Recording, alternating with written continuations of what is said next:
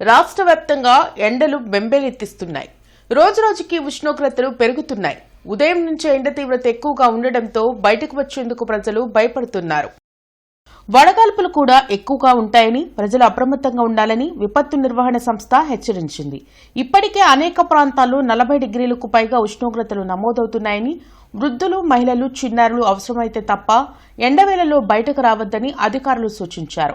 అలాగే అనేక ప్రాంతాల్లో చలివేంద్రాలు ఏర్పాటు చేసి కార్పొరేషన్తో పాటు స్వచ్ఛంద సంస్థల ప్రజలు దాహార్తిని తీరుస్తున్నాయి. దీంతో పాటు ఎండ నుంచి ఉపశమనం పొందేందుకు కొబ్బరి బోండాలు, చల్లని డ్రింక్స్ తాగేందుకు ప్రజలు ఆసక్తి చూపుతున్నారు.